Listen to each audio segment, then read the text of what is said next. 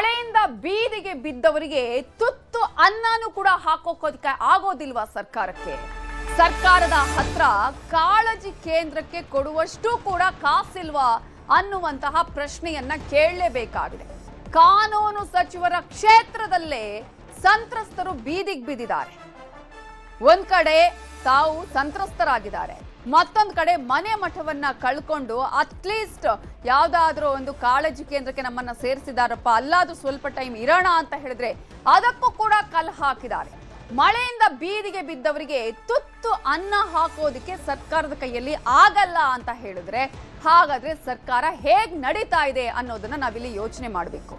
ಕಾಳಜಿ ಕೇಂದ್ರಕ್ಕೆ ಕೊಡುವಷ್ಟು ಸರ್ಕಾರದ ಬಳಿ ಹಣ ಇಲ್ವಾ? ಕಾನೂನು ಸಚಿವರ ಕ್ಷೇತ್ರದಲ್ಲೇ ಸಂತ್ರಸ್ತರು ಬೀದಿಗೆ ಬಿದ್ದಿದ್ದಾರೆ.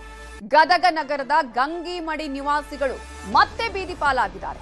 ಮೊನ್ನೆ ಮಳೆ ಬಂದು ಮನೆಗಳೆಲ್ಲ ಮುಳುಗಿ ಹೋಗಿದ್ವು. ಈ ಹಿನ್ನೆಲೆಯಲ್ಲಿ ಗಂಜಿ ಕೇಂದ್ರವನ್ನ ಸೇರಿದ್ರು. ನಿನ್ನೆ ಸಂತ್ರಸ್ತರಿದ್ದ ಗಂಜಿ ಕೇಂದ್ರಕ್ಕೆ ಬೀಗ ಹಾಕಿದ್ದಾರೆ ಅಧಿಕಾರಿಗಳು. 5,000 ಪರಿಹಾರ ಕೊಟ್ಟು ಹೊರಗೆ ತಳ್ಳಿದ್ದಾರೆ.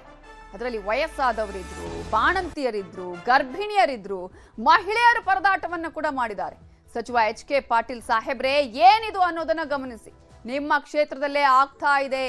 70ರಲ್ಲಿ 30 ಶೆಡ್ಗಳು ಮಳೆಯಿಂದ ಹಾನಿಯಾಗಿ ಸಂತ್ರಸ್ತರು ಗಂಜಿ ಕೇಂದ್ರ ಸೇರಿದ್ರು. ಇವರೆಲ್ಲ ಬೀದಿ ಪಾಲಾಗಿದ್ರು.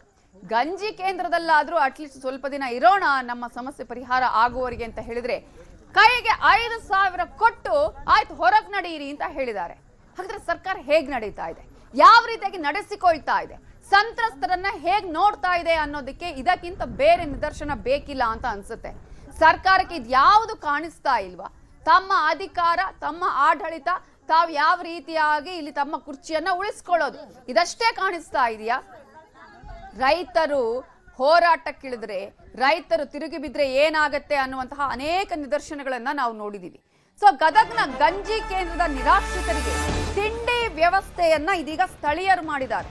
ಸ್ಥಳೀಯರಿಂದ ಸಂತ್ರಸ್ತರಿಗೆ ಉಪಹಾರದ ವ್ಯವಸ್ಥೆಯನ್ನ ಮಾಡಲಾಗಿದೆ. ನ್ಯೂಸ್ 18 ಕನ್ನಡ ವರದಿ ಮಾಡಿದ ಬೆನ್ನಲ್ಲೇ ಜನ ಸಹಾಯಕ್ಕೆ ಹೋಗಿದ್ದಾರೆ.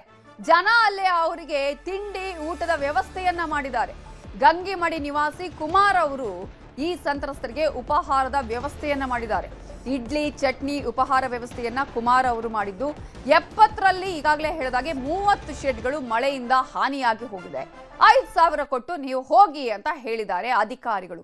ಏನು ಮಾನವೀಯತೆನೇ ಇಲ್ವಾ ಇವರಿಗೆ, ಅಥವಾ ಅಟ್ಲೀಸ್ಟ್ ಏನು ಅಂತ ಅನ್ಕೊಂಡಿದ್ದಾರೆ? ಈ ವಿಚಾರಕ್ಕೆ ಸಂಬಂಧಪಟ್ಟ ಹಾಗೆ ಇದೀಗ ಸಂತ್ರಸ್ತ ಮಹಿಳೆಯರು ಮಾತಾಡಿದ್ದಾರೆ.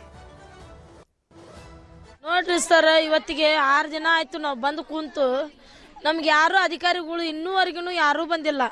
ಏನಾತಮ್ಮ ಮತ್ತೆ ಯಾಕಿಲ್ಲಿ ಕುಂತೀರಿ, ನಾವು ಕಿಲ್ಲಿ ಹಾಕೊಂಡು ಹೋಗಿವಿ, ನೀವು ಅದಿರು ಸತ್ತಿರು ಅಂತಂದು ಒಂದು ಕಮಿಷನರ್ ಬಂದಿಲ್ಲ, ಒಂದು AC ಅವ್ರು ಬಂದಿಲ್ಲ, ಒಂದು DC ಅವ್ರು ಬಂದಿಲ್ಲ, ಯಾರೂ ಬಂದಿಲ್ಲ ನೋಡ್ರಿ ಸರ್. ಓಣಿ ಮೆಂಬರ್ ಕೂಡ ಬಂದಿಲ್ಲ.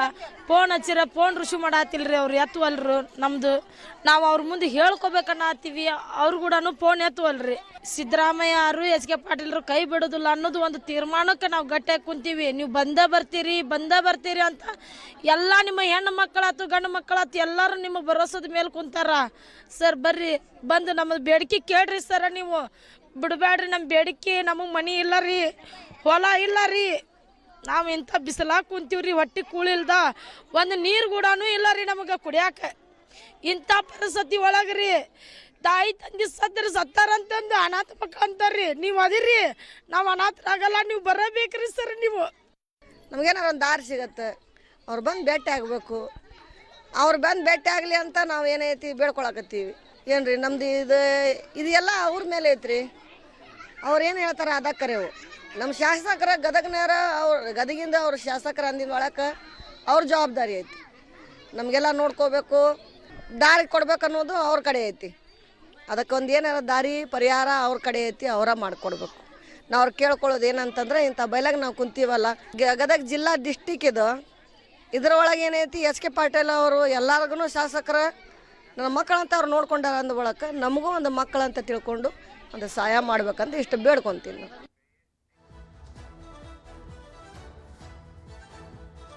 ಇದರ ಬಗ್ಗೆ ಇನ್ನಷ್ಟು ಡೀಟೇಲ್ಸ್ ಕೊಡೋದಕ್ಕೆ ನಮ್ಮ ರಿಪೋರ್ಟರ್ ಸಂತೋಷ್ ಕೊಣ್ಣೂರ ಈಗ ಫೋನ್ ಸಂಪರ್ಕದಲ್ಲಿ ಜಾಯ್ನ್ ಆಗಿದ್ದಾರೆ. ಸಂತೋಷ್, ಈಗಾಗಲೇ ರೈತರು ಬೆಳೆ ಹಾನಿಯಾಗಿ ಅಲ್ಲಿ ಒಂದಷ್ಟು ನಷ್ಟ ಅನುಭವಿಸಿದ್ದಾರೆ, ಮತ್ತೊಂದು ಕಡೆ ಈಗಾಗಲೇ ಇದ್ದಂತಹ ಮನೆಯನ್ನು ಕಳ್ಕೊಂಡಿದ್ದಾರೆ, ಹೊಲ ಗದ್ದೆಗಳಿಲ್ಲ. ಈಗ ಕಾಳಜಿ ಕೇಂದ್ರಕ್ಕೂ ಇವ್ರು ಕ್ಲೋಸ್ ಮಾಡ್ತಿದ್ದಾರೆ, ಬೀಗ ಹಾಕ್ತಿದ್ದಾರೆ ಅಂತ ಹೇಳಿದ್ರೆ ಹಾಗಾದ್ರೆ ಇವರು ಏನ್ ಮಾಡ್ತಾ ಇದ್ದಾರೆ? ಜನರ ಪರಿಸ್ಥಿತಿ ಏನು? ಈಗ ಯಾರಾದ್ರೂ ಅಧಿಕಾರಿಗಳು ಬಂದಿದಾರಾ ಹೇಗೆ ಅಲ್ಲಿ? ಹೌದು ನವಿತಾ, ಗದಗ ನಗರದ ಗಂಗಿಮಡಿಯಲ್ಲಿ 17ನೇ ತಾರೀಕಿನಂದು ಭೀಕರವಾದಂತಹ ಗಾಳಿಗೆ ಸಂಪೂರ್ಣವಾಗಿ ಸುಮಾರು 70ಕ್ಕೂ ಹೆಚ್ಚು ಕುಟುಂಬಗಳ ವಾಸವಿದ್ದಂತಹ ಶೆಡ್ಗಳು ಕೂಡ ಸಂಪೂರ್ಣವಾಗಿ ಹಾನಿಯಾಗಿತ್ತು. ಹೀಗಾಗಿ ಜಿಲ್ಲಾ ಆಡಳಿತ ಯಾವಾಗ ಅವರಿಗೆ ಕಾಳಜಿ ಕೇಂದ್ರವನ್ನು ತೆರೆದು ಕಾಳಜಿ ಕೇಂದ್ರವನ್ನ ಕಳೆದ 2-3 ದಿನಗಳನ್ನು ಅವರಿಗೆ ಮಾತ್ರ ಅದನ್ನ ನಡೆಸಿ ಹೋಯಿದ್ರು. ಆದ್ರೆ ತದನಂತರ ನಿನ್ನೆಯಿಂದ ಅವರನ್ನ ಬೀಗ ಹಾಕಿ ಅವಾಗ ಹೊರಗೆ ಕಳಿಸಿರುವಂತಹ ಘಟನೆ ಕೂಡ ನಡೆದಿತ್ತು. ತದನಂತರ ನ್ಯೂಸ್ 18 ಕನ್ನಡ ನಿರಂತರವಾಗಿ ವರದಿಯನ್ನ ಪ್ರಸಾರ ಮಾಡ್ತಾ ಬರ್ತಾ ಇದೆ. ಯಾಕಂದ್ರೆ ಈ ಒಂದು ಗಂಗಿಮಡಿಯಲ್ಲಿ ಸುಮಾರು 100 ಕುಟುಂಬಗಳು ಕೂಡ ಈಗ ಬೀದಿಗೆ ಬಿದ್ದಿದ್ದಾವೆ. ಆ ಬಿದ್ದಂತಹ ಕುಟುಂಬಗಳಿಗೆ ಕಾಳಜಿ ಕೇಂದ್ರದಲ್ಲಿ ಅವರಿಗೆ ಅವಕಾಶ ಮಾಡಿಕೊಡ್ಬೇಕಾಗಿತ್ತು. ಆದ್ರೆ ಅವರಿಗೆ 5,000 ರೂಪಾಯಿ ಹಣವನ್ನು ಕೊಟ್ಟು ಈಗ ಜಿಲ್ಲಾಡಳಿತ ಆಗಿರ್ಬೋದು ಮತ್ತು ನಗರಸಭೆ ಅವರನ್ನ ಈಗ ಬೀದಿಗೆ ತಳ್ಳಿದೆ. ಹೀಗಾಗಿ ಅವರೆಲ್ಲರೂ ಕೂಡ ಈಗ ಜಿಲ್ಲಾಡಳಿತ ಆಗಿರ್ಬೋದು ಏನು ಅಲ್ಲಿರ್ತಕ್ಕಂಥ ಜನಪ್ರತಿನಿಧಿಗಳ ವಿರುದ್ಧ ಈಗ ಆಕ್ರೋಶವನ್ನ ವ್ಯಕ್ತಪಡಿಸ್ತಾರೆ. ಯಾಕಂದ್ರೆ ಇದುವರೆಗೆ ಅವರಿಗೆ ಯಾವುದೇ ರೀತಿ ಊಟದ ವ್ಯವಸ್ಥೆಯನ್ನು ಕೂಡ ಯಾರು ಮಾಡಿರಲಿಲ್ಲ. ಹೀಗಾಗಿ ಅಲ್ಲಿಯ ಸ್ಥಳೀಯರಾಗಿರುವಂತಹ ಕುಮಾರ್ ಅಂತ ಹೇಳ್ಕಂತ ಗಂಗಿಮಡಿಯ ನಿವಾಸಿ ಅವರೇ ಖುದ್ದಾಗಿ ಅವ್ರಿಗೆ ನಾಷ್ಟಾ ವ್ಯವಸ್ಥೆ ಜೊತೆಗೆ ಅವ್ರಿಗೆ ಊಟದ ವ್ಯವಸ್ಥೆಯನ್ನ ಈಗ ಮಾಡಿರುವಂತದ್ದು.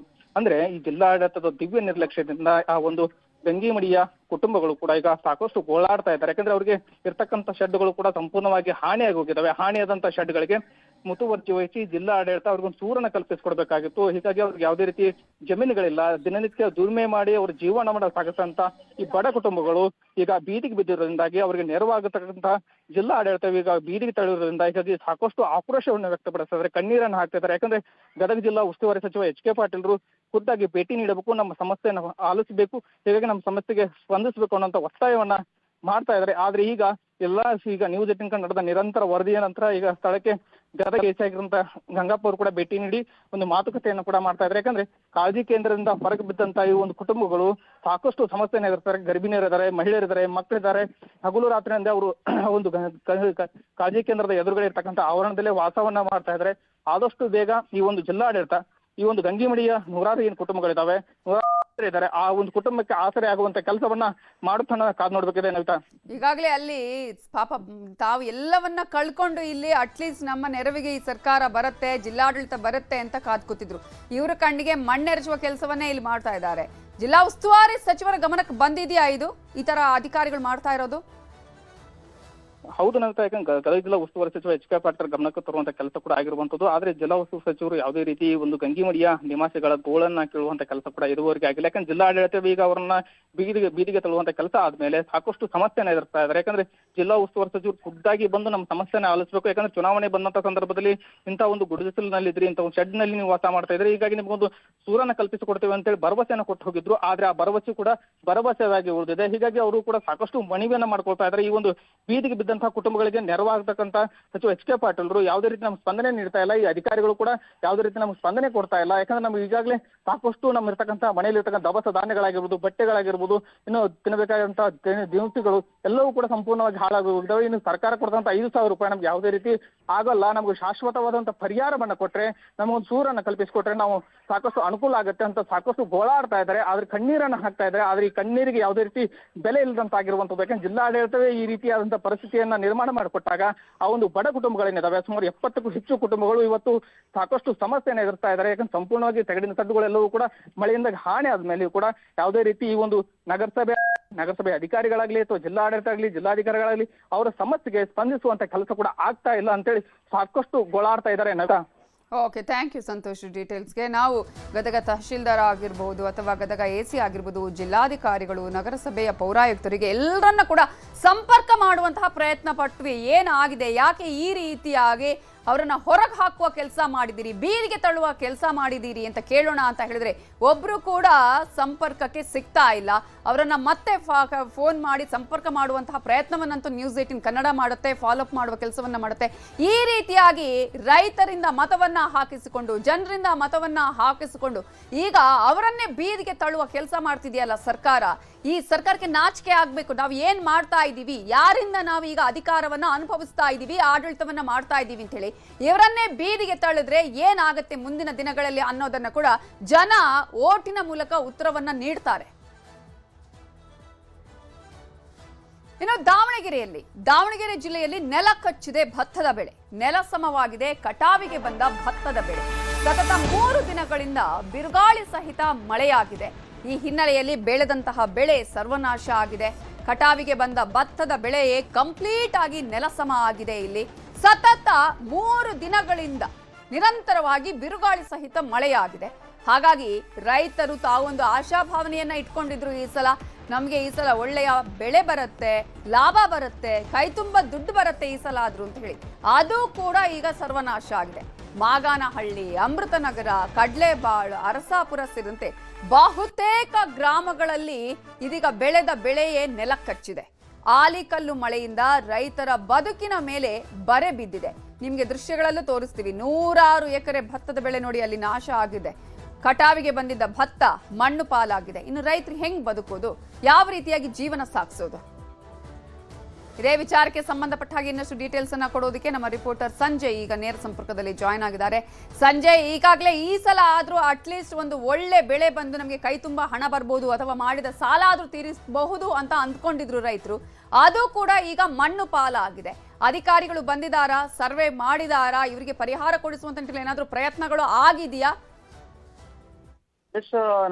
ಏನು 14 ದಿನಗಳಿಂದ ಅಂತ ಸುರಿದಂತಹ ಮಳೆಗೆ ದಾವಣಗೆರೆ ಜಿಲ್ಲಾದ್ಯಂತ ಸಾಕಷ್ಟು ಬೆಳೆಗಳು ಹಾನಿ ಆಗಿರುವಂತದ್ದು. ಈಗ ರೈತರು ಕೂಡ ಕಂಗಾಲಾಗಿದ್ದಾರೆ. ಯಾಕಂದ್ರೆ ಎಲ್ಲೋ ಒಂದ್ ಕಡೆ ಸಾಲ ಸೋಲ ಮಾಡಿ ಬೆಳೆಗಳನ್ನ ಬೆಳೆದಿರ್ತಾರೆ. ಅಂತ ಸಮಯದಲ್ಲಿ ಈ ರೀತಿ ಮಳೆ ಬಂದು ಹಾಳಾದ ಒಂದ್ ಕಡೆ ಆದ್ರೆ, ಇನ್ನೊಂದ್ ಕಡೆ ಬೇಸಿಗೆಯಲ್ಲಿ ಒಂದೊಂದ್ ಬಾರಿ ನೀರಿಲ್ಲದೆ ಹಾಳಾಗಿರುತ್ತೆ. ಹಾಗಾಗಿ ನೀರು ಎಲ್ಲ ಚೆನ್ನಾಗಿದ್ದು ಬೆಳೆಯೂ ಕೂಡ ಚೆನ್ನಾಗಿ ಬಂದಿದೆ. ಏನು ಭತ್ತ ಸಂಪೂರ್ಣವಾಗಿ ನೆಲ ಕಚ್ಚಿರುವಂತದ್ದು. ಏನು ಸಾಕಷ್ಟು ಏನು ಭತ್ತಗಳು ಇಲ್ಲಿ ಈ ಭಾಗದಲ್ಲಿ ಬೆಳೆಯೋದ್ರಿಂದ ಸಾಕಷ್ಟು ರೈತರು ಸಂಕಷ್ಟಕ್ಕೆ ಸಿಲುಕಿದ್ದಾರೆ ಅಂತಾನೆ ಹೇಳ್ಬೋದು. ಏನು ಎಕರೆಗೆ 30 ರಿಂದ 40 ಸಾವಿರ ರೂಪಾಯಿ ಖರ್ಚು ಮಾಡಿ ಒಂದು ಭತ್ತವನ್ನ ಬೆಳೆದಿರ್ತಾರೆ. ಈಗ ಮಳೆ ಬಂದು ಇನ್ನೇನು 3-4 ದಿನದಲ್ಲಿ ಕಟಾವ್ ಮಾಡಿ ಮಾರಾಟ ಮಾಡಿ ಸಾಲಗಳನ್ನ ಏನ್ ಪಡೆದಿರ್ತಾರೆ ಅದನ್ನ ಅಂತ ಅನ್ಕೊಂಡಿರ್ತಾರೆ. ಅಷ್ಟರ ವೇಳೆಗೆ ಮತ್ತೆ ಮೈ ಮೇಲೆ ಸಾಲ ಆದಂತೆ ಈಗ ಭತ್ತ ಸಂಪೂರ್ಣವಾಗಿ ಕಳಿಸಿ ಬಿದ್ದಿರುವಂತದ್ದು. ಒಟ್ಟಾರೆಯಾಗಿ ಈಗ ಏನು ಇದುವರೆಗೂ ಜಿಲ್ಲೆಯಲ್ಲಿ ಅಂದಾಜು 3,365.15 ಹೆಕ್ಟೇರ್ ಭತ್ತ ಹಾನಿ ಆಗಿರುವಂತದ್ದು ಈಗ ಸದ್ಯಕ್ಕೆ ವರದಿ ಆಗಿರುವಂತದ್ದು. ಸದ್ಯಕ್ಕೆ ಬಾಳೆ ಮತ್ತೆ ತೆಂಗು ಇದೇ ರೀತಿ ಸಾಕಷ್ಟು ಬೆಳೆಗಳು ಹಾನಿ ಆಗಿರುವಂತದ್ದು. ಆದ್ರೆ ಅಧಿಕಾರಿಗಳು ಎಲ್ಲೋ ಕೆಲವೊಂದು ಕಡೆ ಮಾತ್ರ ಬಂದು ಸರ್ವೆ ಮಾಡ್ತಾ ಇದಾರೆ. ಆದ್ರೆ ನಮಗೆ ಇಂಟೀರಿಯರ್ ಇರೋ ಕಡೆ ಬರ್ತಾ ಇಲ್ಲ, ಎಲ್ಲ ಮುಖ್ಯ ರಸ್ತೆಯಲ್ಲಿ ಇರ್ತಕ್ಕಂಥವು ಮಾತ್ರ ಸರ್ವೆ ಮಾಡ್ಕೊಂಡು ಹೋಗ್ತಾರೆ ಅಂತ ಹೇಳಿ ಕೆಲವು ರೈತರು ಅಳಲನ್ನು ತೋಡ್ಕೊಂಡಿದ್ದಾರೆ. ಈಗ ಆದಷ್ಟು ಬೇಗ, ಯಾಕಂದ್ರೆ ಈಗ ಇರತಕ್ಕಂತಹ ಬೆಳೆಗಳನ್ನ ಉಳಿಸ್ಕೋಬೇಕಂದ್ರ ಈಗ ಕಟಾವ್ ಮಾಡ್ಕೋಬೇಕು. ಈಗ ಹಾನಿಯಾಗಿರೋಂಥದಕ್ಕೆ ಆದಷ್ಟು ಬೇಗ ಒಂದಿಷ್ಟು ಏನಾದ್ರೂ ಪರಿಹಾರ ಬಂದ್ರೆ ನಾವು ಸಾಲವನ್ನು ವಾಪಸ್ ತೀರಿಸಬಹುದು, ಬೇರೆ ಕಡೆ ತಗೊಂಡಂತದ್ದು ಅಂತ ಈಗ ರೈತರು ಆಕ್ರೋಶ ವ್ಯಕ್ತಪಡಿಸ್ತಾರೆ. ಆದ್ರೆ ಅಧಿಕಾರಿಗಳು ಮಾತ್ರ ಇನ್ನು ಕೆಲವು ಕಡೆ ಮಾತ್ರ ಸರ್ವೆ ಮಾಡ್ತಾ ಇದಾರೆ, ಇನ್ನು ಕೆಲವು ಕಡೆ ಸರ್ವೆ ಆಗಿಲ್ಲ ಅಂತ ಹೇಳಿ ಒಂದಿಷ್ಟು ಆಕ್ರೋಶ ಕೇಳಿ ಬರ್ತಾ ಇರುವಂತದ್ದು ನವಿತಾ ಜೈನ್. ಯಾಕೆ ಸರ್ವೆ ಮಾಡ್ತಾ ಇಲ್ಲ ಅಧಿಕಾರಿಗಳು? ಹೋಗ್ತಾರಾ ಇಲ್ವಾ, ಅಥವಾ ಸರ್ವೆ ಮಾಡೋದಕ್ಕೆ ಈಗ ಬಾಕಿ ಇಟ್ಟಿದಾರಾ? ಇನ್ನು ಸರ್ವೆ ಮಾಡಬಹುದಾ, ಹೇಗೆ? ಇನ್ನು ಸರ್ವೆ ಕಂಟಿನ್ಯೂ ಆದ್ರೆ ಅವರು ರೈತರು ಕರೆ ಮಾಡಿ ಹೇಳಿದಂತ ಸಂದರ್ಭದಲ್ಲಿ ನಾವು ಬರ್ತೀವಿ ಅಂತ ಹೇಳಿ ಅಧಿಕಾರಿಗಳು ಹೇಳ್ತಾರೆ. ಅಧಿಕಾರಿಗಳು ಎಲ್ಲೋ ಒಂದ್ ಕಡೆ ಸಬೂಬ್ ಕೊಡ್ತಾರೆ, ಈ ಕಡೆ ನಾವು ಮೀಟಿಂಗ್ ಅಲ್ಲಿ ಇದೀವಿ ಅಲ್ಲಿದ್ದೀವಿ ಅಂತ ಹೇಳಿ. ಅವರಿಗೆ ಸಮಯ ಫ್ರೀ ಸಿಕ್ಕಾಗಂತ ಸಂದರ್ಭದಲ್ಲಿ ಹೋಗಿ VARI ಅಲ್ಲೆಲ್ಲ ಹೋಗಿ ಏನೋ ಸರ್ವೆ ಮಾಡ್ಕೊಂಡ್ ಬರ್ತಾರೆ. ಆದ್ರೆ ಏನು ಹೋದಾಗ 1 hour 2 hour ಸರ್ವೆ ಮಾಡ್ಕೊಂಡು ಮುಖ್ಯ ರಸ್ತೆಗಳಲ್ಲಿ ಯಾವ್ಯಾವ ಇರ್ತಾವ ಅವ್ನ್ ಮಾತ್ರ ಮಾಡ್ಕೊಂತ ಬರ್ತಾರೆ, ಇಂಟೀರಿಯರ್ ಆಗಿರೋಕ ಬರ್ತಾ ಇಲ್ಲ ಅಂತ ಹೇಳಿ ಒಂದಿಷ್ಟು ರೈತರು ಆರೋಪ ಮಾಡ್ತಿರುವಂತದ್ದು. ಹಾಗೆ ಸಂಪರ್ಕದಲ್ಲಿರಿ ಸಂಜಯ್. ಇದ್ರ ಬಗ್ಗೆ ಮಾತನಾಡೋದಕ್ಕೆ ನಮ್ಮ ಜೊತೆ ಇದೀಗ ಕೃಷಿ ಇಲಾಖೆಯ DD ಆಗಿರುವಂತಹ ಜಿಯಾವುಲ್ಲಾ ಅವರು ಫೋನ್ ಸಂಪರ್ಕದಲ್ಲಿ ಜಾಯ್ನ್ ಆಗಿದ್ದಾರೆ. ನಮಸ್ತೆ ಸರ್. ನಮಸ್ತೆ ಸರ್, ದಾವಣಗೆರೆಯಲ್ಲಂತೂ ಮಳೆಯ ಪರಿಣಾಮವಾಗಿ ಎಲ್ಲಾ ಬೆಳೆಗಳು, ರೈತರು ಬೆಳೆದಂತಹ ಅನೇಕ ಬೆಳೆ ಇಲ್ಲಿ ಈಗಾಗಲೇ ನಾಶ ಆಗಿದೆ. ಸೊ ಸರ್ವೆ ಮಾಡುವಂತಹ ಕೆಲಸಗಳು ಆಗ್ತಾ ಇದೆಯಾ? ಎಷ್ಟು ಹೆಕ್ಟೇರ್ ಬೆಳೆ ನಾಶ ಆಗಿದೆ? ಅವರಿಗೆ ಪರಿಹಾರ ಕೊಡಿಸುವಂತಹ ಪ್ರಯತ್ನಗಳು ನಡೀತಾ ಇದೆಯಾ? ನಡೀತಾ ಇದೆ ಮೇಡಮ್. ಈಗ ಜಾಯಿಂಟ್ ಸರ್ವೆ ನಡೀತಾ ಇದೆ. ಮೊನ್ನೆ ಮಳೆಗಿಂತ ಜಾಸ್ತಿ ನಿನ್ನೆ ನಮಗೆ ಮಳೆ ಜಾಸ್ತಿ ಬಂತು, ಅಂದ್ರೆ ಸರಾಸರಿ 23 mm ಬಂತು. ಅದಕ್ಕಿಂತ ಮುಂಚೆ ಹಿಂದಿನ ವಾರ ಏನಾಯ್ತು, 30 ಕಿಲೋಮೀಟರ್ ಸ್ಪೀಡ್ ಅಲ್ಲಿ ನಮ್ಗೇನ್ ಗಾಳಿ ಬಂತು. ಅದರಿಂದ ಭತ್ತದ ಬೆಳೆ ಎಲ್ಲ ಅಡ್ಡ ಚಾಪೆ ತರ ಹಾಸೋಯ್ತು. ಇದಕ್ಕೆ ಕಾರಣ ಏನಂದ್ರೆ ನಮ್ಮಲ್ಲಿ RNR ಅಂತ ವೆರೈಟಿ ಬೆಳೀತಾರೆ ರೈತರು. ಅದು ಸ್ವಲ್ಪ ಸಸೆಪ್ಟಿಬಲ್ ಇರ್ತದೆ, ಸ್ವಲ್ಪ ಎತ್ತರ ಬೆಳೆದಿರೋದ್ರ ಕಾರಣ ಗಾಳಿಗೆ ಅದು ಬಿದ್ದೋಯ್ತು. ಈಗ ನಮ್ ಕೃಷಿ ಇಲಾಖೆಯವರು ಮತ್ತು ರೆವಿನ್ಯೂ ಇಲಾಖೆಯವರು ಜಾಯಿಂಟ್ ಸರ್ವೆ ನಡೆಸಿದ್ದಾರೆ. ಈಗ ನಮ್ಮಲ್ಲಿ ಸುಮಾರು 467.72 ಹೆಕ್ಟರ್ ಅಲ್ಲಿ ಈ ರೀತಿ ಲಾಸ್ ಆಗಿದೆ ಭತ್ತದಲ್ಲಿ ಮೇಡಮ್. ಈಗ ಅಡಿಕೆನಲ್ಲೂ ಸಹಿತ ಲಾಸ್ ಆಗಿದೆ. ಅಂದ್ರೆ ಮರಗಳು ಸಸೆಪ್ಟಿಬಲ್ ಇರೋದ್ರಿಂದ ಮುರಿದು ಬಿದ್ದಿದಾವೆ, ಕೆಲವೊಂದು ಅಪ್ರೂಟ್ ಆಗಿದಾವೆ. ಅದು ಸರ್ವೆ ನಡೀತಾ ಇದೆ. ಬಟ್ ಭತ್ತಕ್ಕೆ ನಮ್ಮ ಕೃಷಿ ಇಲಾಖೆ ಭತ್ತ ನೋಡ್ತದೆ, ಅಂದ್ರೆ ಸಂಬಂಧ ಬೆಳೆಯೋದ್ರಿಂದ ನಮಗೀಗ ಚನ್ನಗಿರಿನಲ್ಲಿ ಜಾಸ್ತಿ ಲಾಸ್ ಆಗಿದೆ ಮೇಡಮ್, 278.4 ಹೆಕ್ಟರ್ಸ್. ಈಗ ಜಾಯಿಂಟ್ ಸರ್ವೆ ನಡೆದಿದೆ, ಅದ್ರಲ್ಲಿ ಪರಿಹಾರ ರೈತರು ಹೇಳ್ತಾ ಇದ್ರು ಸರ್, ತುಂಬಾ ಇಂಟೀರಿಯರ್ ಇರುವ ಕಡೆಗೆ ಬಂದಿಲ್ಲ, ಇನ್ನು ಕೂಡ ಸರ್ವೆ ಮಾಡಿಲ್ಲ, ಬರ್ತೀವಿ ಅಂತ ಹೇಳ್ತಾನೆ ಇದ್ದಾರೆ ಅಂತ ಹೇಳಿ. ಇದ್ರ ಬಗ್ಗೆ ನೀವು ಗಮನ ಹರಿಸಿದೀರಾ ಸರ್? ಇಲ್ಲ, ಬರ್ತಾರೆ ಮೇಡಮ್. ಅದು ಇಲಾಖೆ ಗಮನಕ್ಕಿದೆ. ಇಂಟೀರಿಯರ್ ಇದ್ರು ಹೋಗ್ತಾರೆ. ಆಮೇಲೆ ನಮ್ಮ ಕೃಷಿ ಇಲಾಖೆಯವರು ಇವತ್ತು ಸಹಿತ ಫೀಲ್ಡ್ ಅಲ್ಲಿ ಇದಾರೆ, ಕೆಲಸ ಮಾಡ್ತಾ ಇದಾರೆ. ಎಲ್ಲ ಇಂಟೀರಿಯರ್ ಇದ್ರೂನು ಹೋಗ್ತಾರೆ, ಎಷ್ಟೇ ಒಳಗಡೆ ಇದ್ರೂನು ಹೋಗಿ ಸರ್ವೆ ಮಾಡ್ತಾರೆ ಮೇಡಮ್. ಸರ್, ಈಗ ಮಾಡ್ತಾರೆ, ಎಷ್ಟು ಯಾವ ದಿನ ರೈತರಿಗೂ ಬೇಕಾಗತ್ತೆ ಈಗ ಈ ಎಲ್ಲಾ ಒಂದು ಸರ್ವೆ ಆಗಿ ನೀವು ರಿಪೋರ್ಟ್ ಕೊಟ್ಟು ಪರಿಹಾರವನ್ನ ಕೊಡೋದಕ್ಕೆ? ಮೇಡಮ್ ಈಗ ನಾನೇನ್ ಹೇಳ್ದೆ ನಿಮಗೆ, ಅದು ಎಸ್ಟಿಮೇಟ್ ಅಂತೀವಿ ನಾವು, ಕಣ್ಣಳತೆ ಪ್ರಮಾಣವಾಗಿ ನಾವು ಈಗ ರಿಪೋರ್ಟ್ ಮಾಡಿರೋದು. ಅದು ಡೀಟೇಲ್ಡ್ ಸರ್ವೆ ಆದ್ಮೇಲೆ ಸರ್ವೆ ನಂಬರ್ ವೈಸ್ ರೈತರ ವೈಸು ಆಗ್ಲಿಕ್ಕೆ ಸ್ವಲ್ಪ ಒಂದ್ ವಾರ ಟೈಮ್ ಹಿಡಿತದೆ. ಬಟ್ ಪರಿಹಾರ ಅಂತೂ ಬಂದೇ ಬರ್ತದೆ ರೈತ. ಅಂದ್ರೆ ಈಗ ಇಷ್ಟು ಅಂತ ಹೇಳಿ ನಿಗದಿ ಮಾಡ್ತೀರಾ ಹೇಗೆ? ಯಾಕಂದ್ರೆ ಕೆಲವು ಖಂಡಗಳಲ್ಲಿ ಒಂದ್ 40,000 50,000 ಎಕರೆಗೆಲ್ಲ ಆ ರೀತಿಯಾಗಿ ಖರ್ಚು ಮಾಡಿದ್ದು ಕೂಡ ಇದೆ. ಸೊ ಯಾವ ರೀತಿಯಾಗಿ ಮಾನದಂಡಗಳನ್ನ ಇಟ್ಕೊಳ್ಳಲಾಗುತ್ತೆ? ಈಗ ಖರ್ಚಿರುತ್ತೆ, ಕಾಸ್ಟ್ ಆಫ್ ಕಲ್ಟಿವೇಶನ್ ಬೇರೆ. ಬಟ್ ಪರಿಹಾರ ಅನ್ನೋ ಪ್ರಶ್ನೆ ಬಂದಾಗ NDRF ಗೈಡ್ಲೈನ್ಸ್ ಪ್ರಕಾರನೇ ನೀರಾವರಿಗಿಷ್ಟು, ಡ್ರೈಲ್ಯಾಂಡಿಗಿಷ್ಟು ಅಂತ ಇರ್ತದೆ. ಅದೇ ಪ್ರಕಾರ ಪರಿಹಾರ ಬರುತ್ತೆ. ಓಕೆ, ಆದಷ್ಟು ಬೇಗ ಪರಿಹಾರ ಸಿಗ್ಲಿ ಸರ್ ರೈತರಿಗೆ ಅನ್ನುವಂಥದ್ದು ನಮ್ಮ ಕಳಕಳಿ ಕೂಡ. Thank you so much news 18 ಜೊತೆ ಮಾತನಾಡಿದಕ್ಕಾಗಿ.